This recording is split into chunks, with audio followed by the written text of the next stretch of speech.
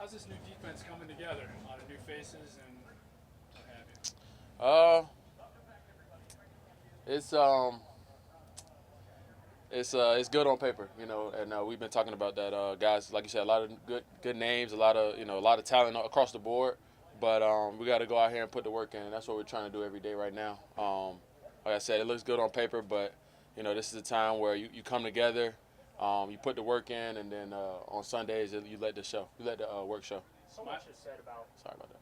all the new faces coming in here that it's going to take you guys a little time possibly to really come together.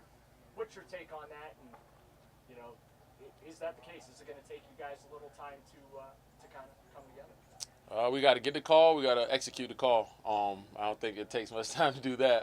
We got to get it done, and we don't have time. We got a game coming up, September 12th. So, we got to get that done now, and that's what we're doing. Training camp is for that, to come together, get used to playing with each other, and just keep executing. That's the main thing. This is the practice field. This is where you make mistakes at. So we'll be crisp on Sundays. Do the pads have to come on before you can really see what you have out there as a unit? I think the pads, obviously, that's the game of football. Right now it's pretty much 7-on-7. Little tag off, whatever it is. So, like you said, the pads. At the end of the day, you got to set the edge. Linebackers got to run to the ball. We all got to attack the ball and get the ball out. DBs stay on top. At the end of the day, it's football. So, yeah, the pads just bring a little bit more, umph to it, I guess. Being the play caller for the defense, wearing the green dot and all that, Darius Leonard did it with the Colts. You're with a new team, so you're totally comfortable with being that guy here? Yes. Me and Darius always joke around and say, it doesn't matter who wears the green dot. It's just the person that's giving the call in the huddle. And then, it's up to the whole group of linebackers or DBs to get the communication across the board. Obviously, I pride myself on being a key communicator on the defense, getting everybody lined up and, set the right way. So, I may be a little louder than, most. But, it was the same thing when I was in Indy. So Darius would give the call, and then we both be making calls on the field. So at the end of the day, we want the green dot person to get the communication in on what the call is, and then we all go out there and make the right communications. This being, though, a new defense for you, total familiar already with it to be able to handle that? Yes, I feel comfortable, yes. Hey, Anthony, Nick Chubb signed his contract extension today, and I know you've only been his teammate for a short time, but what are your impressions of him? Yeah, I have nothing but respect for him. Obviously, watching him at Georgia, watching him since he's been in the NFL. Great back, all-around back, can catch the ball out the backfield, can block. Him being a runner is, just that's what he does. So, I have nothing but respect for him. Joking with him today. As soon as I walk back to my phone after meetings, first thing come across my phone is Nick Chubb signs his deal. So, that's pretty awesome, man. You see guys put the work in and get rewarded for it. Have you seen that kind of unassuming leadership out of him? They talk so much about his work ethic and things like that. Yeah, he's a head down and go straight to work guy every day. He doesn't say much, but his actions, the way he works every day, that speaks volumes. What have you seen from that young Northwestern guy in the secondary? Yeah, some guy, man, number 20. Nah, he's competing every day, and he's only getting better. What I like to see is his confidence. It never wavers. And as a young DB, the number one thing you can bring to the game is your confidence. And some plays you're going to get beat, some plays you're going to be excellent. But to have the same mindset every day that I'm the best cover guy and I can cover as a DB is huge. And he shows that every day. So you're the only veteran who went to single digits on this team. What's the story behind it? I don't know what's the story behind me being the only one. I went to it. Obviously, this is my 22nd year playing football. So 20 years ago, I was number 4. I was 6 years old. We won a Super Bowl. I was the quarterback. Where was that?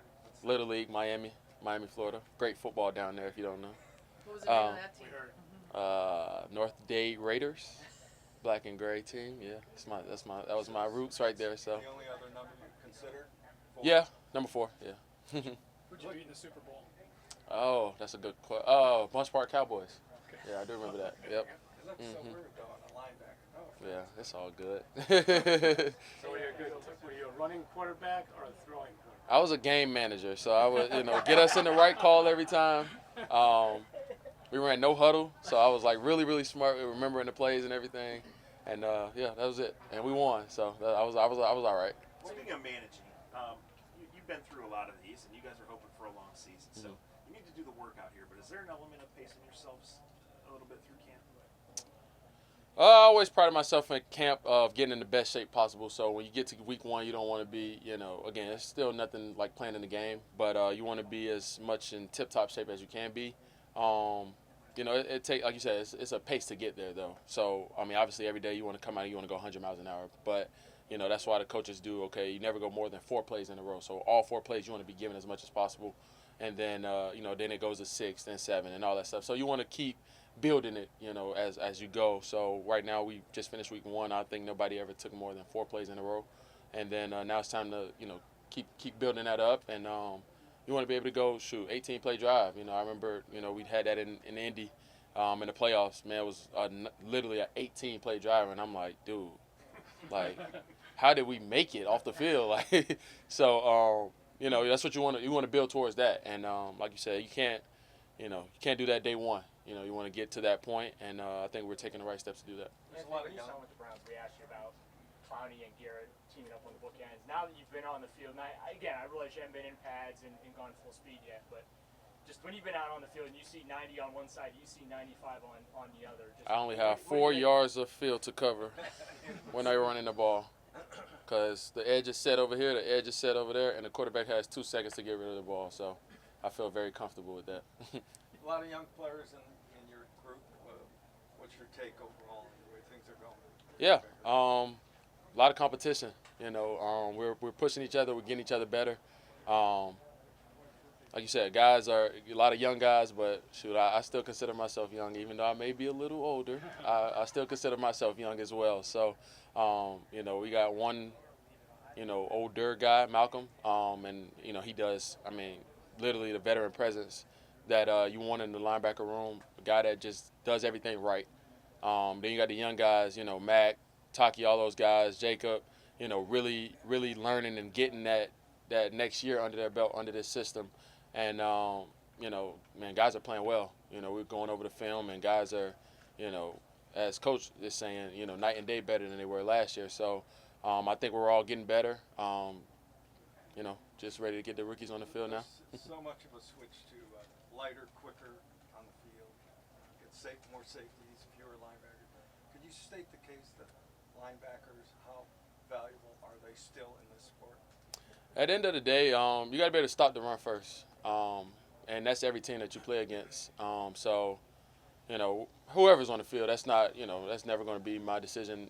That's always the coach's decision. But whoever's on the field, we got to be able to stop the run first. And as linebackers, we pride ourselves on being, 3-down linebackers, first, second, third down, being able to help our team get off the field on third down and passing downs and everything like that as well. So, I don't think, that's our mindset. We're going in that we're going to have linebackers on the field, and we'll play at whatever coaches call. You seemed really relieved when you were talking about the way Miles and Jadeveon set the edge. Mm-hmm.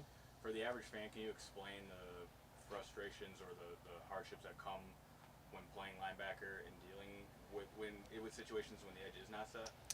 So the best way to explain that is the field is very, very wide. Yeah. You have to tackle Christian McCaffrey. You have to tackle Saquon Barkley, Tyreek Hill, all those guys like that are really, really fast. So if I know I have a good DN on this side, a good DN on this side, great DNs on that side, on both sides, and they put their arm out, and the tackle can't go anywhere. So the edge is set on both sides. Now the runner has only very minimum distance to work with. And they got to come towards you. And they got to come straight ahead. Right. So now I only have to go 1 or 2 steps here, 1 or 2 steps here, and then boom, tackle. Or if they do run outside, good luck. Thank you. Mm-hmm. We'll do a couple more. Oh, good. Any thoughts on news today is Wentz is going to have foot surgery out 12 weeks. Your former team, is it a distant mirror? Or? Cleveland Browns have practice in a couple hours, so we'll leave it at that. And Nick Chubb is up next. Yes, sir.